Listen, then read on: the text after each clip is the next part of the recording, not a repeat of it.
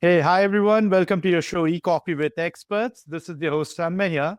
And today we have Scott Gardner, who is the partner and co-founder at New Media Advisors with us. Hey, Scott, how's it going? Doing great. Happy to be here. Nice to meet you and chat with you. Hey, great. Scott, you have had an impressive career spanning from banking to agency ownership now.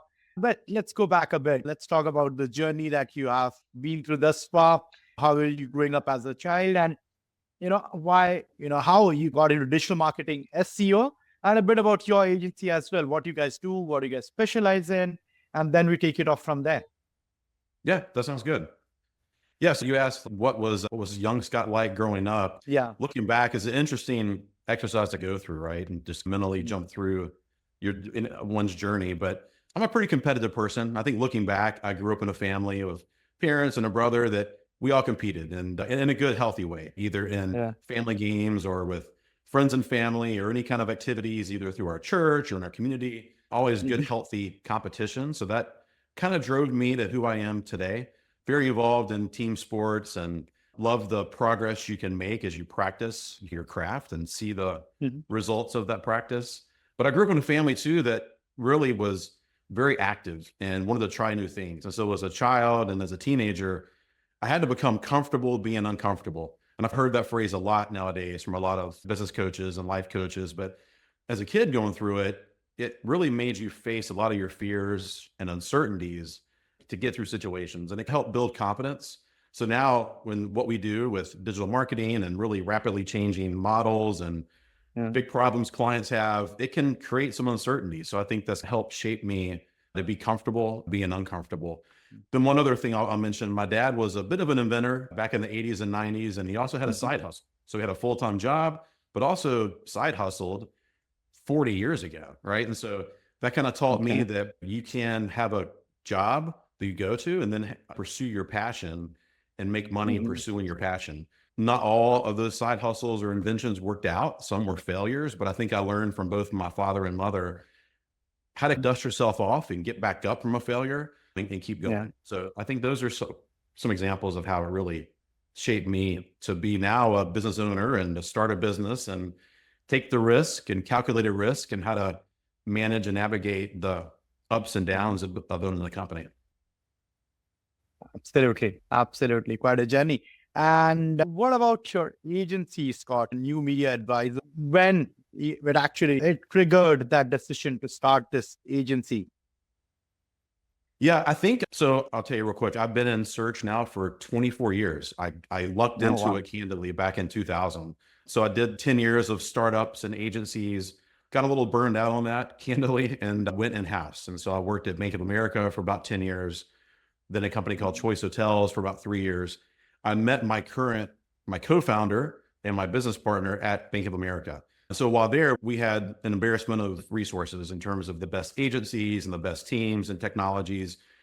But we always found that a lot of our agencies were great partners, but inevitably the talent would roll on and off the account. Folks would leave the agency, they would ascend up in the agency, and we were always training the agency for how to work with our company. And we felt like if we built more in-house know-how, we would have more control of the channels we managed, right? So we built centers of excellence, built it in-house. Fast forward, we did it again at Choice Hotels. All the while, my partner and I, Brent Bolden, we talked about during our travels, we're like, I wonder how many other companies go through the same challenges we had. And then we always felt like one day we could probably launch our own consulting firm to help other brands build Mhm. centers of excellence and take more control back from an agency and still keep those critical partners, but right, Right. build better people, better talent, better processes, better systems to really integrate SEO and content throughout an organization. So that Uh-huh. was the catalyst for how we got started. And then COVID hit. We were in the travel space. It shut down travel, and Yeah. we were both furloughed at the time, candidly. And we One said, of the "Hey, industries which was worst hit. yeah, yeah." So Yeah. we're like, let's go ahead and start it. We took a risk, carved out a niche, and 4 years later, we're healthy, profitable company, growing, and optimistic about where we're going. Lovely. Lovely. And like you mentioned, 20 plus years now in the industry, digital marketing landscape has evolved like anything. You have been in summers and winters. You have experienced that. And as for you, what are the most significant changes that you have witnessed? Wow. Okay. There are a lot. I'm sure I'll forget a Yeah. lot, but some that Yeah. stood out to me, I think when I got into search in 2000, in those early years, 2000 to 2002 or three, search Right. was really fragmented, right? SEO was very small, but there were so many different search engines in the market, right? You had, this is before Google was who they are today, clearly. And so you had yahoo.com and msn.com, Ask Jeeves, Lycos, Alta Vista, all these fragmented search engines. And it was pretty easy to get a website ranked, right? You add some keywords to a Yeah. keyword meta tag, put it in the title, and voila, you're showing up. Then as Google got in the picture, the game began to change. Looking back now, it was still easy to get ranked in Google when you added keywords in your copy, did some basic directory links, wrote some third-party Mhm. articles and got links back. But it began to slowly evolve. And then this big shift happened that I recall, probably like 2005 to 2010-ish, where was this whole white hat, black hat tug of war. And a lot of the spammer community began to really take advantage of gaps in algorithms and all types of trickery, from hidden text and cloaking to doorway pages to just buying links. Google's page rank was a pretty big deal, and it could be Mhm. manipulated. And so I think back in the day, a lot of brands wanted to show up top of the three for their main keywords. And so they would do these black hat tactics, and it can't work. As Google evolved, clearly the game of cat and mouse began to favor the cat. And so Google levied panda updates and penguin algorithms and just shut down the spam space, which is good for us, right? Good for as an SEO that's serious about your craft. And as the market shifted, it began to really favor SEOs that are understood businesses, understood how to meet customer needs and how to really do it in an ethical way. And I think that helped the boardroom fund more SEO. It was no longer black box magic. It was like business driven, customer human driven, and Yeah. you could see tangible results from that. That's how it's kind of evolved. And then two more quick thoughts on that. When you think about just the explosion of AI, like that's just radically changing how we work, not just Yeah. as a consulting firm or as an agency, your audience might be, or as an in-house brand leader. It just has really allowed us to be more strategic and let some of the more rudimentary tactical things come to life with AI so we can do more with less. But Mhm. when I think back to my earlier comment about search fragmentation, I think that kind of what's old could be new again. I do think in the Mhm. search engine market share, Google's been 90% plus for more than a decade, right? I Yeah. think with both the recent Department of Justice's ruling that Google's a monopoly, and that Mhm. we have the emergence of the AI search engine, Search GPT, Perplexity, others. Mhm. I think it's going to create some viable competition for Google. Google can't, no, they can no longer buy their way into Apple devices, is my assumption with that ruling. Yeah. So it's going to one day, I hope, force Apple's hand to launch their own standalone competitive search engine. You have the AI engines. I think fragmentation could be good, not just for those companies, but other brands looking to compete, and then companies like ours that can help brands show up in other places. So I think we're optimizing way beyond Google and optimizing Mhm. to the customer journey and new platforms for discovering answers and information. And yeah, I think Mhm. that's where it's heading. Absolutely. And then you must be consulting quite a few business owners, right? From a strategy standpoint, from a SEO perspective. What are some of the common mistakes that you have come across that these businesses do when it comes to SEO strategy or implementations for that matter?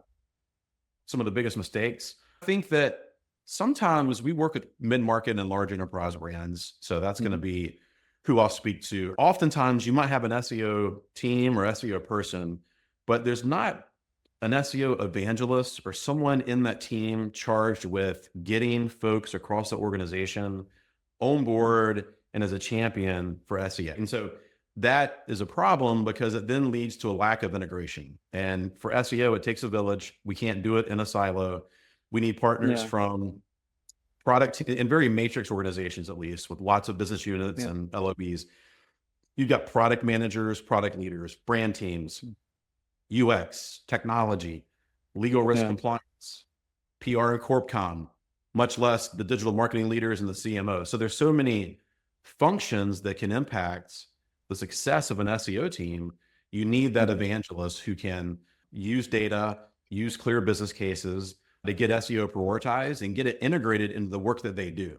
And if consultancies and in-house teams can do, that's when SEO magic begins to happen, because you have other people carrying your water and it makes your job way more effective. Uh, I think another challenge I would say is that resource prioritization is a big deal in SEO. It's one thing to have the recommendations and one thing to have the strategy and the tactics, but if you can't get the work deployed, it's not going to count. You can't yeah. sprinkle pixie dust and voila, you're going to rank. So I think that really for SEO leader, being part of the tech grooming process with an agile team, or being embedded with a content center of excellence and making sure that you have a seat at the table, I think that helps with prioritization. It goes back to that integration point, but also the next step is when there are lots of projects at play and there's limited capacity, how can you fight to make sure SEO is above the line and not backlogged with tech or content or thought leadership, et cetera? Yeah. And Scott, you have worked both in-house and in the agency models, right? So as for you, what is the sweet spot for outsourcing SEO tasks, and when should a company should actually decide to bring it all in-house? What is your take on that? I'm a believer. I don't think it's binary. I think the hybrid model is the most ideal. That's the politically correct answer here. But the risk of going all in-house, Keep all of them on their toes, right? yeah, In-house and the agency, yeah. Yeah, there are definite benefits when it's hybrid, because if I'm in-house leading a big SEO team, I need to make sure that my team keeps their skills sharp, their tip of the spear. They know what's changing, why it's changing in the industry, and how to translate that in the company. That's a risk, because if you work with an agency partner, they're working on other brands, other industries. They can see what's working outside of your vertical and bring some of those insights into your brand. So that's the risk of going all in-house. On the flip side, if I'm a brand, if I'm a VP of marketing, if I outsourced all my SEO, the risk for the agency and you, the client, they don't understand the nuances of your business and the things I mentioned earlier. You lack that embedded evangelist. You lack that embedded integrator that really understands your company's culture, how work really gets done, how decisions get made, how the business ticks, what matters most. So that's why fully outsourcing is also a risk. So I'm a big believer in keeping the scales balanced, having know-how on the client side and the agency side. Healthy friction, but a healthy partnership is going to drive the best results. Yeah. And given your experience in large and complex organizations, Scott, what are the biggest challenges you have seen in managing SEO with a, more of a matrix structure? The biggest challenges? Yeah. I think the speed at which you move, right? You get really matrixed. The decision-making part of it, legal compliance, kind of getting into it and all that stuff, right? Oh, yeah. Yeah. I mean, if you think about legal compliance, they're a critical role to protect a marketer, but oftentimes creative, unique, original content can get watered down. And when it gets watered down, it might lose its differentiation, which today is really important with information gain and what engines are looking for. So that's definitely one challenge. I think also smaller, more nimble brands, they can just adapt quicker, right? They can produce rapid response content. They can probably publish a new template much faster than an enterprise brand can. I think the challenge for an SEO leader in a large organization is to try to have the confidence to predict where SEO is going and get your partners on board. So it's the Wayne Gretzky cliche, right? Skate to where the puck's going. So you have to anticipate where it's going to go to get the brand to eventually catch up. So those two things intersect. That's what I found worked really well for me as an SEO leader at in-house at a few big brands, was to take some calculated risk. Don't do what's working today only. Anticipate what's coming and help your brand catch up to it. Right, Scott. And Scott, you have been in the space for quite some time now. So for our young listeners now who are trying to make a career in the digital marketing space and trying to become an entrepreneur, what is a piece of advice you'd want to give to them? I would give two bits of advice. One, I would say, Mhm. make sure you develop your soft skills. It's one thing to know the technical nature of SEO and the by the book answer. That's table stakes. Understand how to really communicate effectively with different people inside your organization, with different vendors you Yeah. might work with. I think that's really a missing component with a lot of young talent coming in. And it just takes some time, right? So find a mentor in the organization that knows nothing about SEO, but you can tell that they can navigate the political game, if you will, of a big company. They know how to manage up, they can manage across, and they communicate with impact. So that'd be one thing. The second one is vanity SEO metrics, top 3 and top 10 rankings, impressions and search console, even clicks. Are those important? They are. Are they means to an end? Sure. But SEOs who really understand what drives a business, what drives its growth, what drives its cost structures, what drives its profitability, if you can translate that into SEO, then understand the company, we're after quality traffic that has a need that we can solve. That's what matters most, I think, when you do reporting. So if you can be a good communicator, understand how the company works, and connect that back to your SEO skills, that's going to give you a pretty good path forward in-house at a brand. Absolutely. Absolutely, Scott. Thank you so much for the insight, Scott. But before we let you go, I would like to play a quick rapid fire with you. I hope you're Okay. game for it. Yeah, let's Yeah. go for it. All right. Your last Google search. Last Google search was, this morning. Crawl space moisture companies. We put in some new hardwood floors at our house and have a little bit of cupping. So we think it could be moisture in the crawl space. So I need to find a solution. All right. Your celebrity crush. I think J-Lo, that was from many years ago.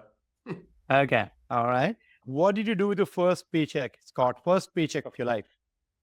First paycheck of my life, cashed it and bought some baseball cards and some gum and put gas in my car. I was 16. Okay. All right. Your last vacation.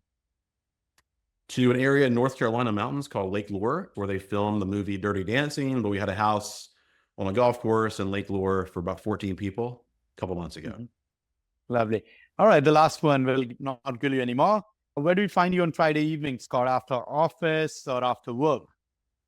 Typically relaxing either with a cocktail with my wife or watching a Netflix show Friday night, because end of the week, we're both mentally wiped out and ready to decompress. Lovely. Good, Scott. Thank you so much for your time. It was a lovely conversation. I'm sure our audience would have loved it. Cheers, man. Awesome. Thanks, Ron May. Great to meet you, by the way.